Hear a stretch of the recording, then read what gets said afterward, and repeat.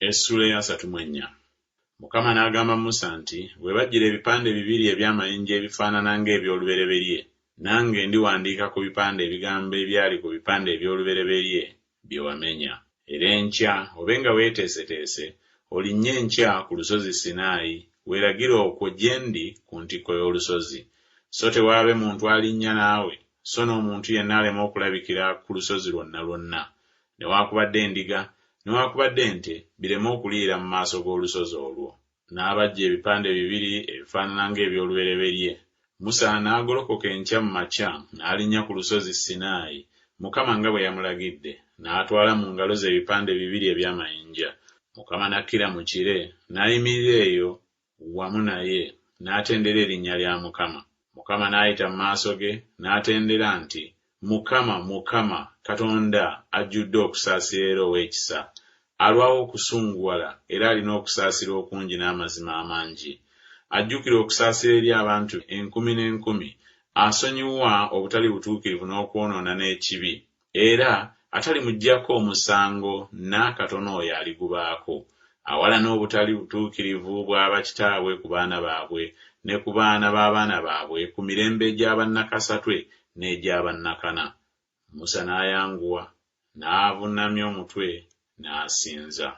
N'ayogera nti, bwe mba kaakano nga n'alaba ekisa mu maaso go, Ayi Mukama, Mukama, atambulenga wakati mu ffe, nkwegayiridde, kubanga ly'eggwanga eririna ensingo enkakanyavu, era tusonyiwe obutali butuukirivu bwaffe n'okwonoona kwaffe, era otutwale okuba obusika bwo.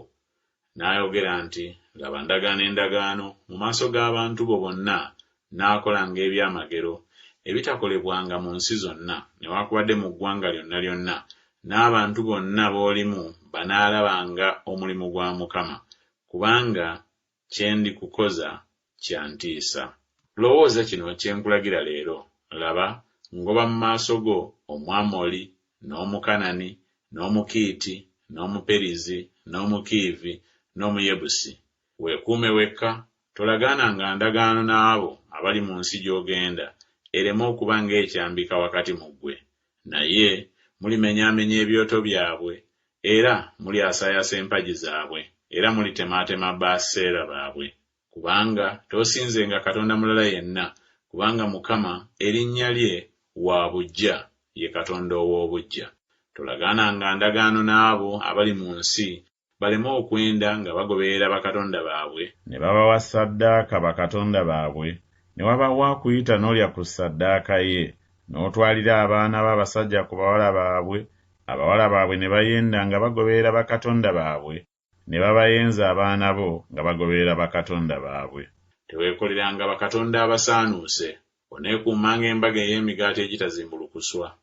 Ennaku 7 onoolyanga emigaati egitazimbulukuswa nga bwe nakulagira, mu kiseera ekyalagirwa mu mwezi Abibu, kubanga mu mwezi Abibu mwe waviira mu Misiri. Buli ekinaggulanga enda kyange, n'ensolo zo zonna ennume, ebyolubereberye eby'ente n'eby'endiga, n'omwana omubereberye ogw'endogoyi onoomununulanga n'omwana gw'endiga. Era bw'onoobanga toyagala kumununula, onoomenyanga obulago bwayo. Onoonunulanga ababereberye bonna mu baana bo, so tewaabenga eyeeraga erinze nga taleese kintu. Ennaku 6 onookolerangamu emirimu, naye ku lunaku olw'omusanvu onoowummulanga. Mu nnaku ze balimirangamu ne mu nnaku ze bakungulirangamu onoowummulanga. Era oneekuumanga embaga eya Ssabbiiti, ye y'omwaka omubereberye ogw'eŋŋaano, n'embaga ey'okutereka omwaka nga guweddeko. Emirundi 3 buli mwaka abasajja bo bonna baneeraganga mu maaso ga Mukama Katonda, Katonda wa Isirayiri, kubanga ndigobamu amawanga mu maaso go, n'engaziya ensalo zo. So tewaabenga muntu alyegomba ensi yo bw'onoogendanga okulabika mu maaso ga Mukama Katonda wo emirundi 3 buli mwaka. Towangayo musaayi gwa ssaddaaka yange wamu n'omugaati oguzimbulukuswa, newaakubadde ssaddaaka ey'embaga ey'okuyitako tesigalangako okutuusa enkya. Ebyolubereberye eby'ensi yo ebisooka onoobireetanga mu nnyumba ya Mukama Katonda wo. Tofumbiranga omwana gw'embuzi mu mata ga nnyina waagwo. Mukama n'agamba Musa nti, gwe wandiika ebigambo ebyo, kuba ebigambo ebyo nga bwe biri bwe ndagaanye bwe ntyo endagaano naawe ne Isirayiri. N'amala eyo wamu ne Mukama ennaku 40 emisana n'ekiro nga talya mmere so nga tanywa mazzi. N'awandiika ku bipande ebigambo eby'endagaano, amateeka 10. Awo olwatuuka Musa bwe yakka okuva ku lusozi Sinaayi, ebipande 2 eby'obujulirwa nga biri mu ngalo za Musa.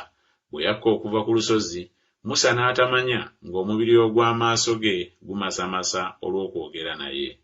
Alooni n'abaana bonna aba Isirayiri bwe baalaba Musa, laba omubiri ogw'amaaso ge ne gumasamasa, ne batya okumusemberera.